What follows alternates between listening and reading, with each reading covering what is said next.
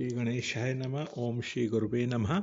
आज की भगवत चर्चा स्वामी श्री राम सुखदास जी के लेख प्रवचन गीता में भक्ति और उसके अधिकारी, इस पर आधारित है। स्वामी जी कहते हैं, एहि तन कर फल विषय न भाई, स्वर्गौ स्वल्प अंत दुखदाई। नर तनु पाई विषय मन देहि, पलटि सुधाते सठ विष लेहि। ताहि कबहु भल कहै न कोई, गूंजा ग्रहै परस मनि खोई। देह धरे कर यह फलु भाई, भजिए राम सब काम बिहाई। ये श्री रामचरित मानस में चौपाइयां आई हैं। तो भगवान कहते हैं, इस शरीर को प्राप्त होकर मेरा भजन कर। भगवान ने भक्ति के अधिकारियों का वर्णन कर श्रीमद् भगवत गीता में अर्जुन को भगवत भक्ति करने की आज्ञा दी। तात्पर्य यह है कि भगवान ने भक्ति की सब युक्तियों से पुष्टि की और उसे परम आवश्यक बतलाते हुए भक्ति करने का आदेश दिया। माम भजस्व, ये पद 9वें अध्याय के 33वें श्लोक में आया है श्रीमद् भगवत गीता में। अब यह जानने की आवश्यकता है भक्ति का क्या स्वरूप है। इसके लिए भगवान स्वयं कहते हैं, मन मना भव मध्यक्तो मद्याजी माम नमस्कुरु, माम अवश्यसि युक्ततेव मात्मानं मत परायणः। श्रीमद् भगवत गीता के 9वें अध्याय का 34वां श्लोक। अर्थात मुझ में मन वाला हो, मेरा भक्त बन, मेरा पूजन करने वाला हो और मुझको प्रणाम कर। इस प्रकार आत्मा को मुझ में नियुक्त करके मेरे परायण होकर तू मुझको ही प्राप्त होगा। इस श्लोक में भगवान ने भक्ति की 4 बातें बतलाई हैं। मन मना भव, अर्थात मुझ में मन लगाने वाला हो। मध्यक्तो भव, मेरा भक्त बन जा। मद्याजी भव, मेरा पूजन करने वाला हो। माम नमस्कुरु, मुझे नमस्कार कर। इसमें मनमना भव का अनुष्ठान करने के लिए भगवान के स्वरूप का नाम सहित चिंतन करने की चेष्टा करना चाहिए। यह सब शास्त्रों का सार है। संत महात्मा भी इसी पर जोर देते हैं। अब इसी श्लोक की व्याख्या करेंगे। संतों ने कहा है, आलोड्य सर्वशास्त्राणि विचार्य च पुनः पुनः इदमेव सुनिष्पन्नम ध्येयो नारायणः सदा। सब शास्त्रों का अवलोकन तथा बार बार विचार करने से यही बात सिद्ध हुई है कि सदा भगवान का ध्यान करना चाहिए। भगवान के चिंतन मात्र से भगवत प्राप्ति हो जाती है।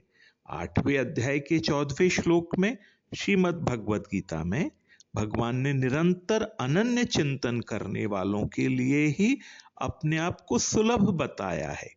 सुलभ बताया है मतलब आसानी से भगवान मिल जाते हैं। अनन्य चेताः सततम यो माम स्मृति नित्यशः, तस्याहम सुलभः पार्थ नित्ययुक्तस्य योगिनः। समूची भगवत गीता में सुलभ शब्द का प्रयोग केवल इसी श्लोक में हुआ है। भगवान की निरंतर चिंतन में 2 बातें सहायक हैं, भगवान के नाम का जप और सत्संग। भगवान नाम जप से भगवान की बार बार स्मृति होती है। जैसे बिगुल बजने से सैनिक सजग हो जाता है, वैसे ही जप से मन रूपी सैनिक सावधान होता है। इसी प्रकार सत्संग करने से, साधुओं के दर्शन से भगवान याद आ जाते हैं। और जब भजन चर्चा चलती है तब खूब गुजरेगी मिल बैठेंगे दीवाने दो वाली कहावत चरितार्थ होती है। अर्थात भगवान का निरंतर चिंतन होने लगता है। भगवत चर्चा चलती है तो मन उसमें रम जाता है, कंठ गदगद हो जाता है और नेत्रों में आंसू आने लगते हैं।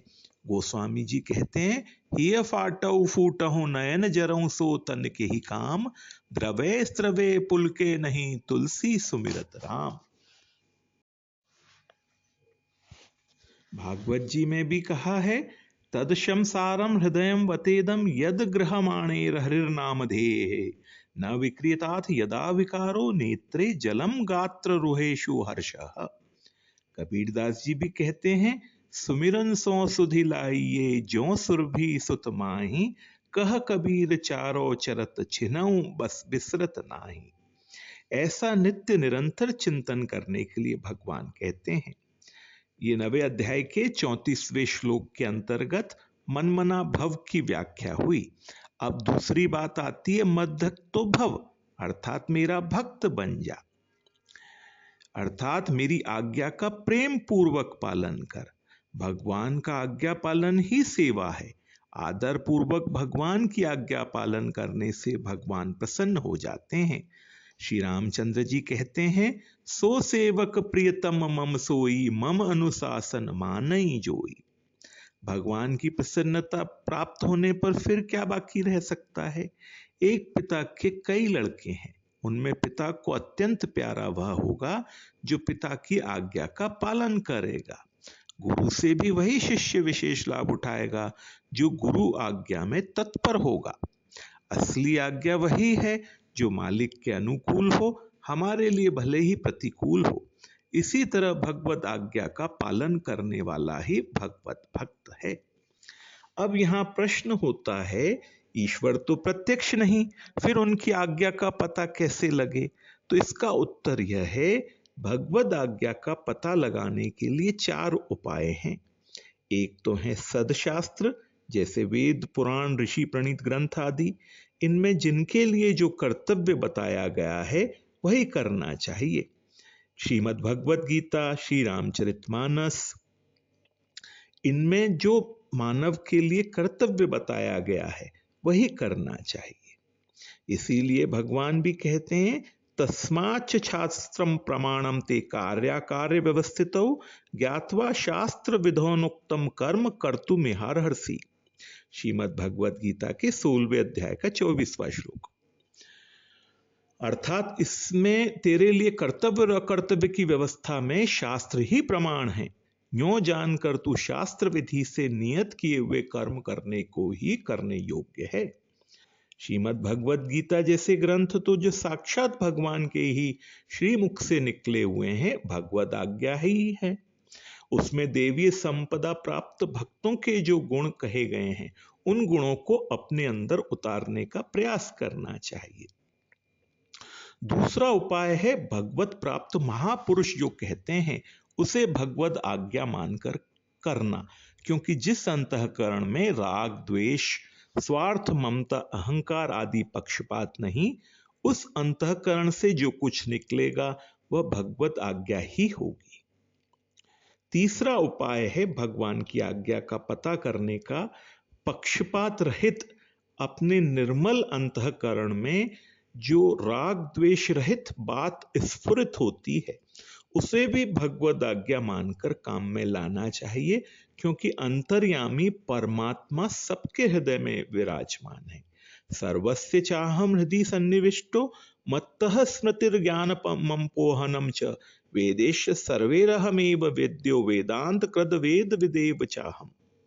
अर्थात मैं ही सब प्राणियों के हृदय में अंतर्यामी रूप से स्थित हूं तथा मुझसे ही स्मृति, ज्ञान और अपोहन होता है, और सब वेदों के द्वारा मैं ही जानने के योग्य हूं तथा वेदांत का कर्ता और वेदों को जानने वाला भी मैं ही हूं। ये श्रीमद् भगवत गीता के 15वें अध्याय का 15वां श्लोक है। इसके बाद इस श्लोक में तीसरा पद है मद्याजी भव, मेरा ही पूजन कर। यहां भगवान के श्री विग्रह का तथा सब जीवों को भगवान का स्वरूप समझकर जो उनकी यथा योग्य सेवा करनी है वही भगवान की पूजा है।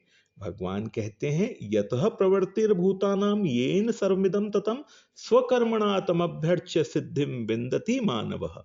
श्रीमद् भगवद गीता के 18वें अध्याय का 46वां श्लोक। जिस परमेश्वर से संपूर्ण प्राणियों की उत्पत्ति हुई है और जिससे यह समस्त जगत व्याप्त है, उस परमेश्वर की अपने स्वाभाविक कर्मों द्वारा पूजा करके मनुष्य परम सिद्धि को प्राप्त करता है। 9वें अध्याय के 34वें श्लोक में चौथी बात आती है, माम नमस्करु। इसका तात्पर्य है कि आत्मसमर्पण, अर्थात भगवान के विधान में संतोष रखना। इस प्रकार भगवान का भक्त भगवान को अर्पित हो जाता है। उस पर भगवान सुख या दुख जो भी भेज दें वो सब में प्रसन्न रहता है। कार्य की सिद्धि हो या न हो, वह सब में प्रसन्न रहता है। अपने प्रयास, अपना उद्यम पूरा लगाता है, लेकिन उसका जो फल होता है उसमें प्रसन्न रहता है। यही भगवान के शरण होना है। भगवान कहते हैं, तू इस प्रकार मेरे शरण होकर मुझे ही प्राप्त कर लेगा। यही शरणागति है। और मत परायण कहकर इसी का वर्णन किया गया है। आज की भगवत चर्चा यहीं तक। ओम श्री गुरुवे नमः।